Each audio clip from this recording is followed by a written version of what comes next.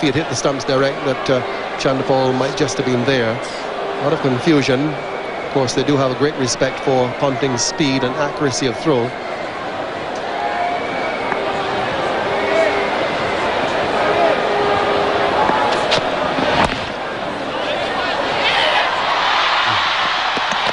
He's gone. He ran into the bowler. Similar happened today. Campbell is down on the ground, but he bounced into the bowler. He'll have to go. Same thing happened earlier today with the run-out of Michael Bevan.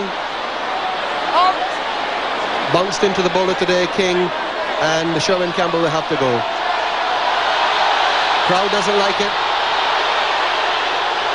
but that is the law. And Campbell run out. Two crucial setbacks for the West Indies in quick succession. The injury to Jimmy Adams and now the run out of Sherwin Campbell. Always pretty unfortunate when things like this do happen, but the bowler is in his right to try and get to the ball, and Sherwin Campbell collided with him trying to get across. It may seem as if he was blocking him, but he has his right to try and get across to the other side of the pitch. Well, unfortunately for Sherwin Campbell, he slipped. It's 138 for 2. Ugly scenes here at Kensington Oval as we come back live following the run out of Sherwin Campbell. Bottles are on the ground, the police are surrounding, and the Australians are going off the ground to a very hostile reception from the crowd following the run out of Sherwin Campbell, who collided with Brendan Julian in trying to take a run, and the Australians are leaving the field. They do feel that they are in some danger out there. The safety of the players must become, and a bottle coming very, very close to Steve Waugh's head. A bottle coming extremely close to Steve Waugh's head. He had to duck as it came at him, and they're running for safety, the Australians. Ugly scenes here. We had ugly scenes at Boda on Wednesday in the One Day International. And now the crowd here has interrupted play. The Australians have sought shelter, most of them, in the players' dressing room. The crowd is chanting, "We want Campbell."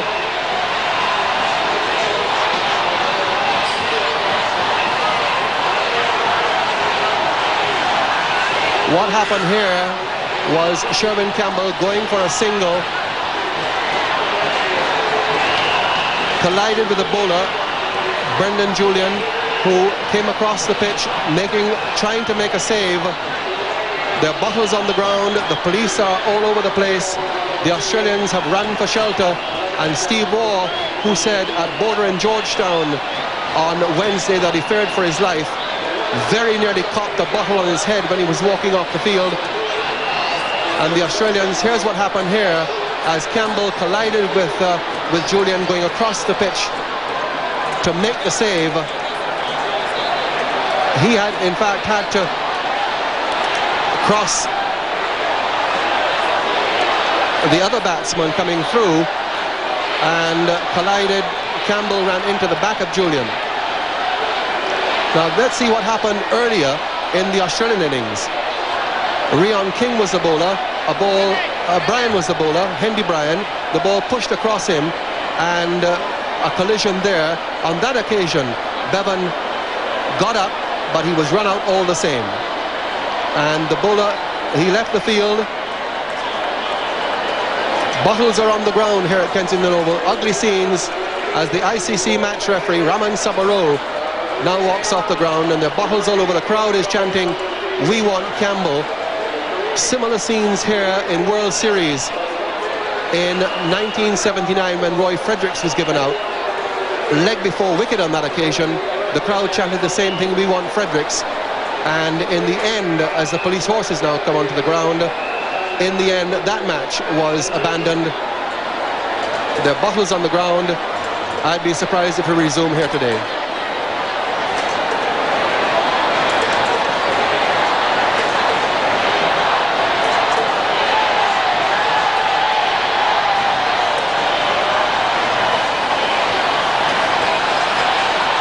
It's a hostile crowd. They're chanting, "We want Campbell." There's no way they're going to get him back.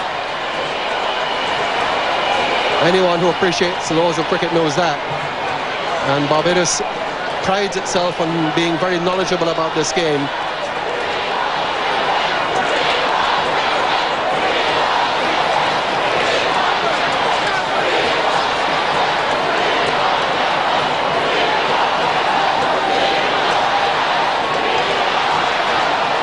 Well, I'm not too sure why those people are chanting and having smiles on their faces. This is not something to be proud of. Sure, they are upset that Sherwin Campbell has been given out run out. He is their hero. He was batting very well. But I don't think this was really called for. This is not looking good on the West Indian public. We are trying to host the World Cup another 7 to 8 years. And this won't go down too well for us at all. There's broken glass on the outfield now, and that's going to be difficult to clear. ICC match referee has gone back into the pavilion, Raman Sabaro. The ground staff is out there clearing, but as they do so, more bottles have started to come on the field. Not many. The Australians are in their dressing room. They've had a frightening experience in Georgetown, as did the West Indies players who were on the field at the time, in the 5th one-day international at Border on Wednesday. And these are ugly scenes at Kensington, and they are very concerned faces.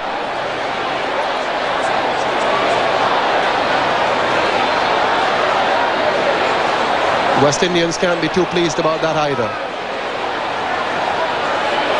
There's Phil Simmons, a very concerned look on his face, an experienced West Indian cricketer, caused by a run-out which was unfortunate but fair in the respect of the law, that is. A run-out which was very similar to one which, as we showed you, happened earlier in the Australian innings. But there's broken glass on the ground. The ground on the western side in front of the Kensington and the Eric Innes stands is littered with bottles which have not yet even been started to clear, and one wonders if we will get a restart in this game or whether this match will be abandoned. And we've had such a wonderful series so far, such a magnificent series in the Test and the one-day internationals, and how sad, how distressing it is that it has had to come to this. So another long discussion now with the umpires and Raman Sabaro.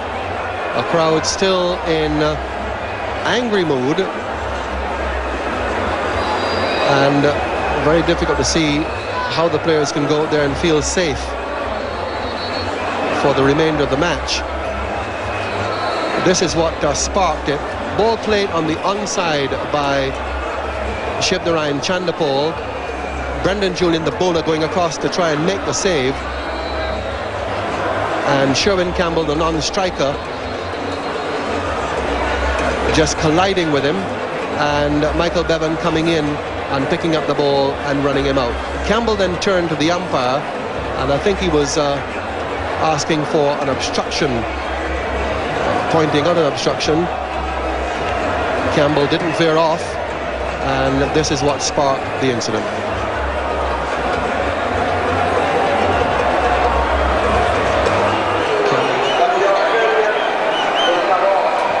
So as Sagari addresses the public here, stating that Campbell will be reinstated, we go down to David Hooks, who has ICC match referee Raman Sabaro with him. Thanks very much, Tony. Yes, amazing scenes down here. The match referee with me. Raman, you've had a pretty tough 3 days. What decision have you made, and how did you come to it today? Well, we've just had meetings with the Australians and with the West Indians and the local Barbados officials here, and what we all decided is that the play is going to start at 4:30, despite all the problems we've had, and the Australians have very graciously said that they would like Campbell to be brought back to continue his innings. I think most of us have agreed that it was 6 of one and half a dozen of the other. There was nothing malicious in it, but they have said that they would like him to come back and continue his innings, which is great for cricket, I think. Absolutely, Raman. It seems that both sides were desperate to play cricket. Indeed, yes. It's it's a tragedy, really, that this should have happened again so soon after the last incident. But anyway, let's try and have now a decent finish to the game and the series.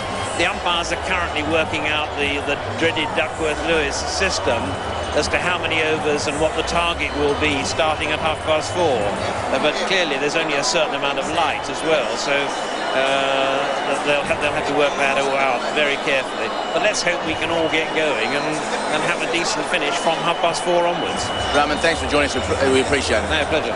Raman Sabaro explaining that in around about 10 minutes' time, the game will start. Good news by both sides. A terrific gesture by the Australians to allow Sherwin Campbell to come back onto the ground and resume his innings. The Australians want to play cricket, the West Indians want to play cricket. So the news down here is that within about 9 minutes' time, we will start. It's time that Harbhajan Singh was brought into the attack.